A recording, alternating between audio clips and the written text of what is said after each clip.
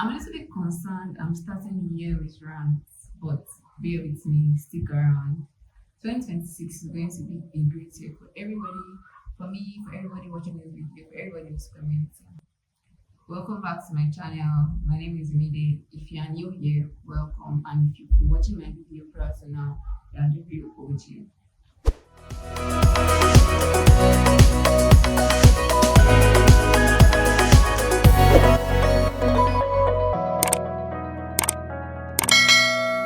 So you know that feeling when you're just like chilling with your mental health intact in your house and then you decide to step out in Lagos public transport edition.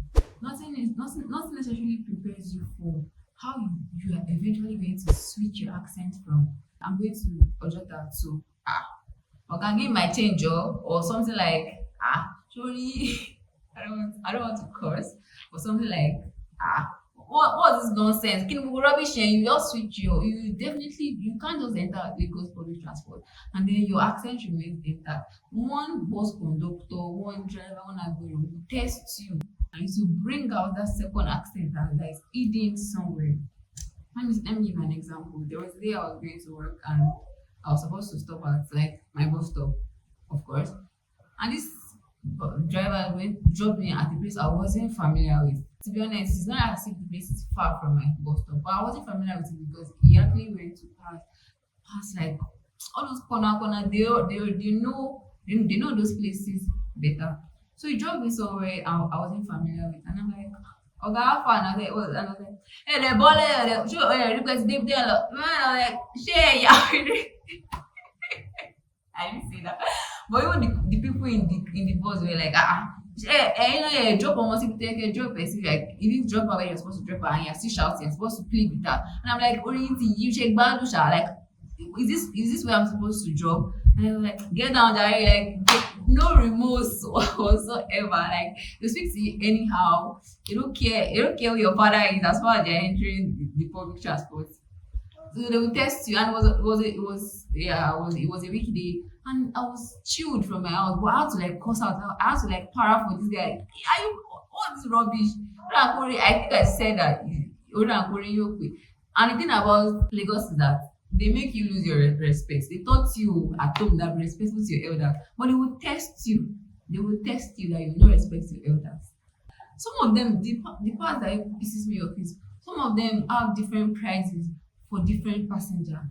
I once entered a downpour and then the guy he said it's 700. I was like, no, 500. I said I should enter. Then somebody else came in and he called it 700 for the person and the person entered. And I was thinking in my head that could it be possible that people are placed in a bus have paid lesser than me and in their mind they're thinking that so now they will Lagos because in that position I was like this guy cheated this guy, but I didn't speak up.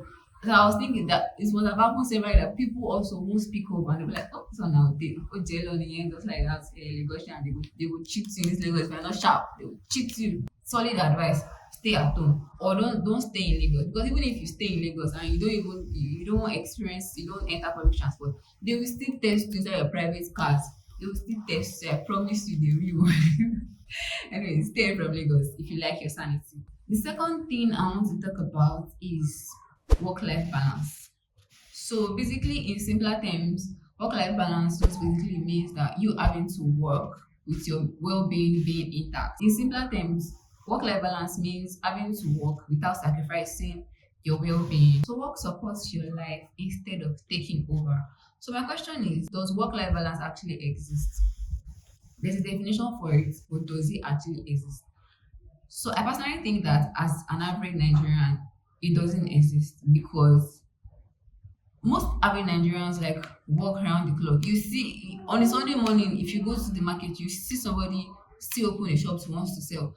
So like where did they find the balance? And I also feel like Nigerian employees do not even want work-life balance for you. They just preach it. Like a work-life balance, make sure your well-being is intact, your mental health is intact. They freaking do not care about your work-life balance. I even personally feel like Dangote does not even have a work-life balance because it works around the clock. But if you feel like I'm wrong, you can drop your 2 cents in the comment section. Plus, the money itself no really balance. Does it? I don't think it does. So the third thing I want to say is that If I become the president of this country, if I become the president of this country, I would make sure that for every rainy day, there is a public holiday. Because tell me why you are struggling to go to work on a rainy day where there's, especially in this Lagos again, in this Lagos where everywhere is flooded, and you still have to, funny enough, you still have to dress corporate to that workspace. So from your house, you probably make sure you have your raincoat on, your Crocs, pack your shoe or whatever corporate attire you're trying to show up in, and then you there's nothing like rain is falling, I want to start. But if you vote for me as the president of this country, I'll make sure that for every raining day is public holiday. Vote wisely. If I was the president of this country again, one particular law that I would try to enforce is that if any guy is sighted peeing by the roadside, they should gun them down, or better still, arrest them with no bail for a full week, like grant them no bail till they spend like a week. Because tell me why I'm going to work on a Monday morning and your Piscoro is the first thing I'm using my innocent eyes to see. Doesn't sit well. Doesn't sit well because I'm an adult, right? But imagine a young girl going to school and then seeing that same, nah. You guys should do better. If you do it, please do better. Don't do it any longer.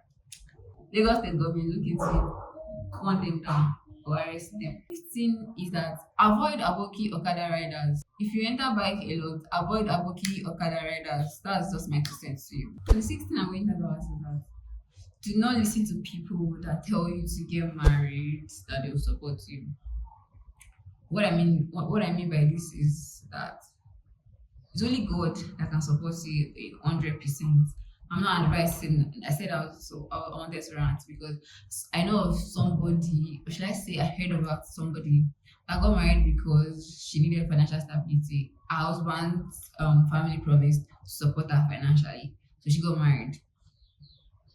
They supported them for like about 5 to 6 years, but then eventually they bailed out. To be honest, like I already said, only God that can support you 100%.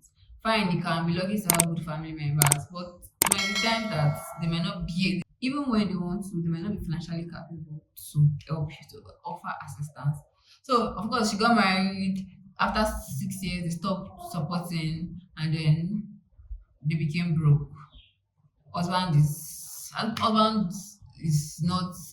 working. She decided to start working. The marriage eventually collapsed. The thing is, she got married for stability, but it didn't work. So anybody that tells you that, don't worry, if he is married, marriage comes with blessing, and who supports you, don't listen to them. Just hold on to God. Yeah, that's all I have to say. Then some type of people used to vex me on in this life. And it's not to judge them. But then you enter public transport and then they will tell you that they will not even tell you, some of them will carry like 3 kids. I'm like, Auntie enjoy the family lap on my. If I'm in a good mood, I can actually lap. Like I've actually done it. But if I'm not in the mood, I'm like, why are you asking me to lap your child? I don't get it.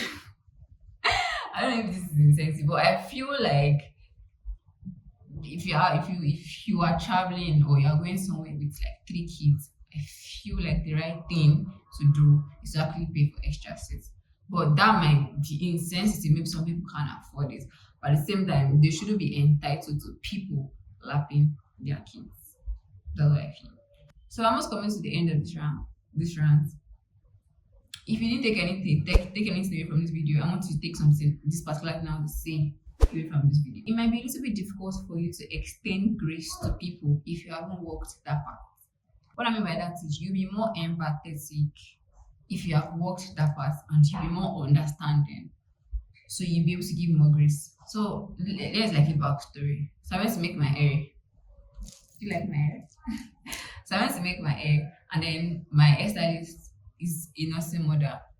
Her child is like barely a year. So she was slow with the process because the child would come cry or go to the socket. She would come back here, leave that place, leave there. Like the former me, let's say the old me will have been a little bit agitated, like, oh, why is this man disturbing? Why is this man delay the process of my, because I get cranky when I'm making my hair because I don't really like making hair. Like I don't like when people touch my hair. That's why I like to make my hair like very fast and then leave the salon.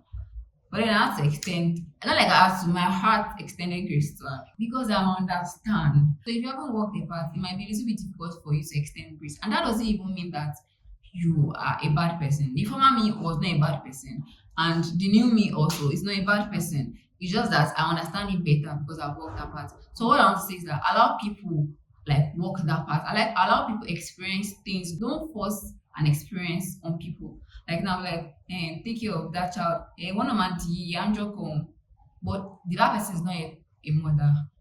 Let the person go. Like let the person walk that path. Let the person go through process because the person at that point is a teenager. Let the person experience being a teenager, and then when the person gets to that phase, the person will understand better. So I feel like now that I'm a mother, I understand my mother better. I appreciate my elder sisters better. I'm like, oh, they're really trying, like 3 kids. But when I wasn't there, I couldn't relate, and I probably couldn't extend grace as much to them. So yeah, that's what I want to take away from this video. So if you watched this video up to this point, please like, share, subscribe, and drop some love in the comment section. Please, this is a new year. I want to get to at least 500 subscribers, and I think that's even easy. But then I feel like I can get this. You guys can help me, right? Yeah. So yeah, I still remain your girl Mide. See you in my next video. Bye. What happened?